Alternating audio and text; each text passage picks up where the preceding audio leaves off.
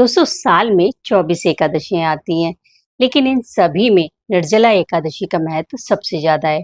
जो लोग सभी एकादशियों का व्रत नहीं कर पाते, वो अगर इस अकेली एक निर्जला एकादशी का व्रत कर ले, तो उन्हें सभी एकादशियों का फल प्राप्त हो जाता है। जेठ की तपती गर्मी में इस व्रत को रहना एक तप के समान है। इसमें भोजन की तो छोड़ो, पानी भी ग्रहण नहीं किया जाता। और इस भीषण गर्मी में इंसान भोजन के बगैर तो रह सकता है, लेकिन पानी के बगैर नहीं।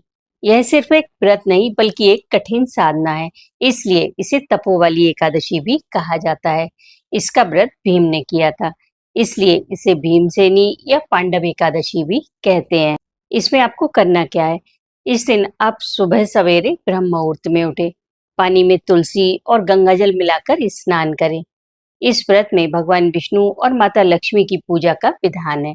उनका पूजन करें, अभिषेक करें, उन्हें पीले पुष्प अर्पित करें और एक विशेष चीज उन्हें जरूर अर्पित करें, और वो है तुलसी के पत्तों की माला। वो उन्हें जरूर पहनाएं।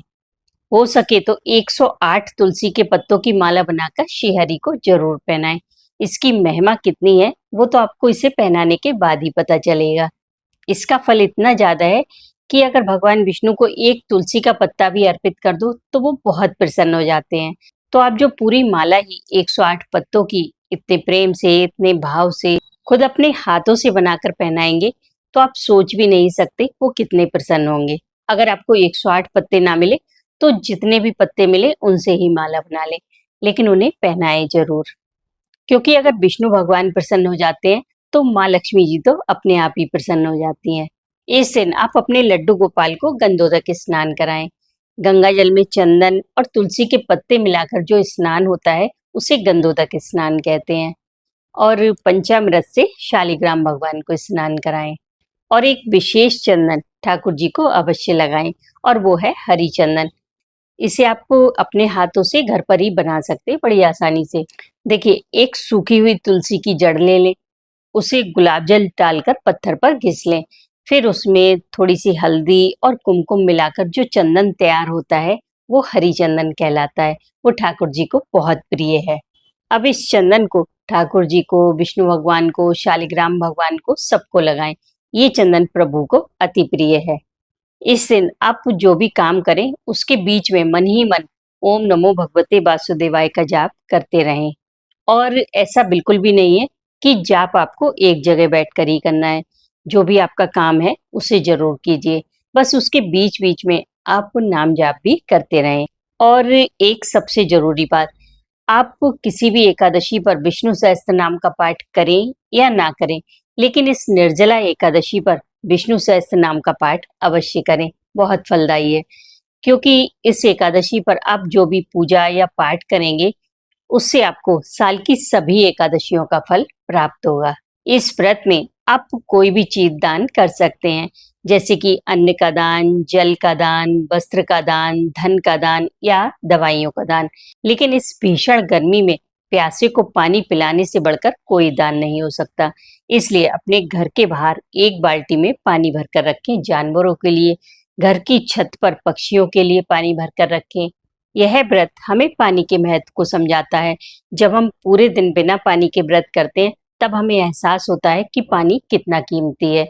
इसका दुरुपयोग बिल्कुल ना करें, और ना ही पानी भरते समय कोई लापरवाही करें।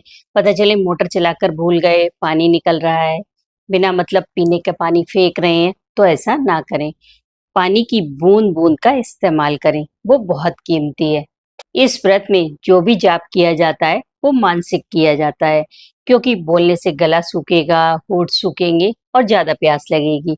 इसलिए जाप मन ही मन करें, और दूसरे दिन यानी कि द्वादशी वाले दिन एक निश्चित समय पर इसका पारण करना होता है। इसमें आपको कुछ नहीं करना, बस एक तुलसी का पत्ता मुंह में लेकर गायत्री मंत्र बोलना है और ठाकुर जी के चरणोदक से अपना व्रत खोल लेना है। अगर आपको गायत्री मंत्र याद ना हो तो आप कोई भी विष्णु मंत्र, राम नाम या फिर राधा नाम बोलकर भी अपना व्रत खोल सकते हैं। इस दिन तुलसी पूजन करके दीपदान अवश्य करें। और बहुत सारे लोगों को ये वहम रहता है कि इस दिन जल चढ़ाएं या ना चढ़ाएं, तुलसी तोड़ें या ना तोड़ें।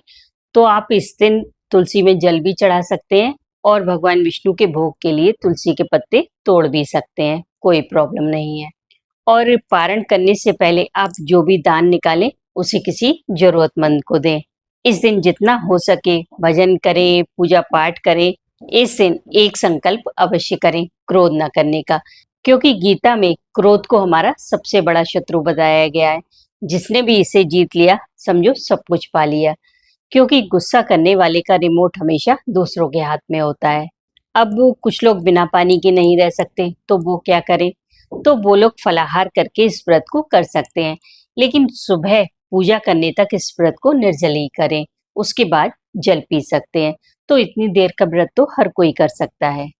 इस व्रत को निष्काम भाव से करें तो आपको प्रभु से निकटता का एहसास होगा।